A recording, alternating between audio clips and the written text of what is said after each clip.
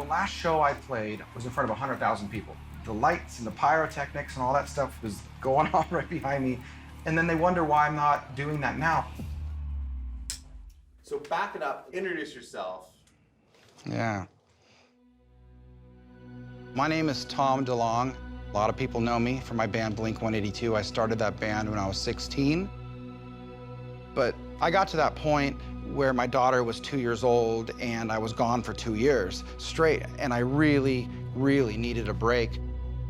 The only other thing I was ever interested in was UFOs. DeLonge walked away from stardom and dedicated himself to disclosing what he believes is the truth about UFOs.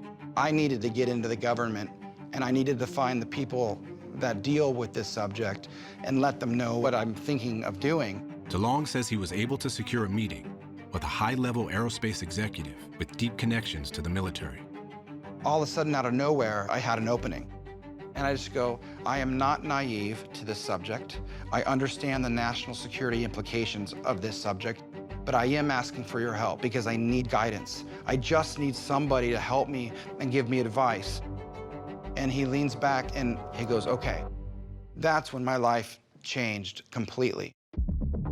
Soon, DeLonge was covertly communicating with powerful people, including General William McCaslin, the former head of a billion-dollar Air Force research lab, and John Podesta, the former presidential advisor who once said his biggest regret in the White House was not releasing the government's UFO files. Tom called me out of the blue, sort of, who is this fellow and why is he calling me? And we began to chat, and I began to chat with some of the other people he was talking to, and he clearly was establishing a network of people who had serious credentials. There are people like me who see this as an incredible mystery and enigma that needs to be resolved.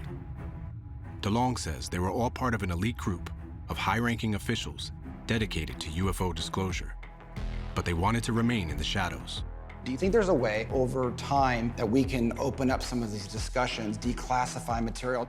We ought to be serious about investigating what's going on. Other countries have done that. Other countries have declassified the information they've had. He's one of the most tenacious individuals I've ever met. He got to the highest levels of the U.S. government, to include Podesta.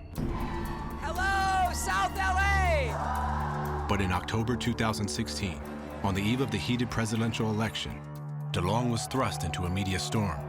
WikiLeaks released more emails. The result, it appears, of massive hacks into the National Democratic Committee, private email account of Clinton campaign chair John Podesta, and who knows who else. DeLonge's communications with John Podesta and others were stolen by Russian hackers and published online by WikiLeaks. The one rule they had is we will help you, but don't go out and tell anybody who we are. That's the only rule. Overnight, DeLonge found himself at the center of the decades-old debate about UFOs. I think a lot of people thought that Tom DeLonge was being used, was being used as a tool.